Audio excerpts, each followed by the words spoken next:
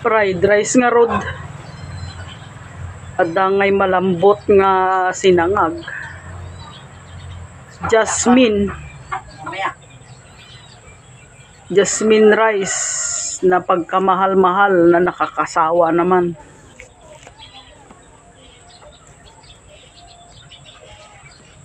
Jasmine. Ganun tayo yung pagkain namin doon. Welcome to Diabetes World.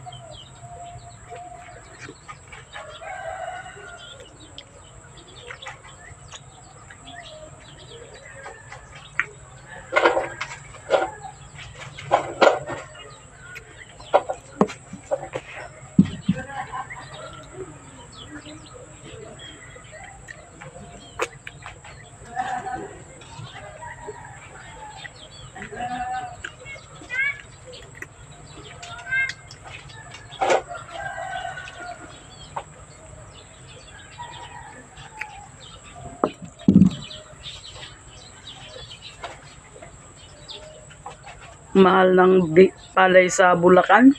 Sabi ng kaibigan ko doon. 30 ang fresh. Paano? Bininta na nila lahat ng sakahan nila kay Manny Villar.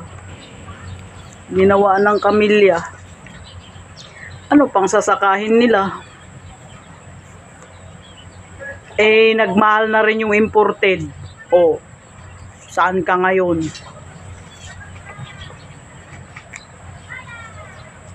Di na rin na nila halos kaya yung imported.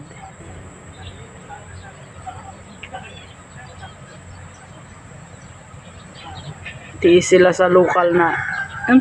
Pag walang imported, kasi dati ang imported mura. Mas mura pa sa local. Ngayon mataas na din. Mataas naman yata yung bayad ng bintahan ng imported. Kasi mataas na rin nga ang puhunan. Alangan hindi ka magtubo. Anong klaseng negosyante yan?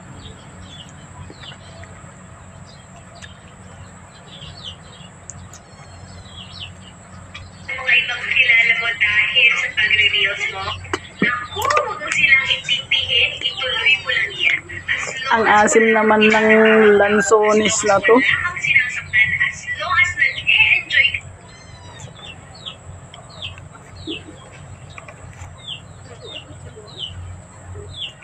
Gusto kong lansones yung matamis.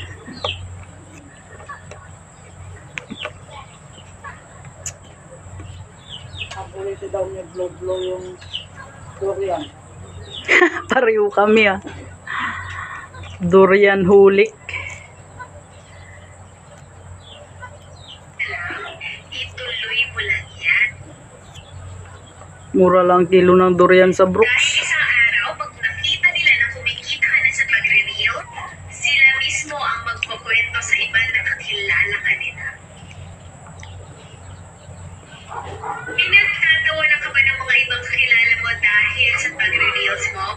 Naku, huwag mo silang intindihin, ituloy mo lang yan. As long as wala kang tinatapakang tao, as long as wala kang sinasaktan, as long as nag-e-enjoy ka lang, ituloy mo lang yan.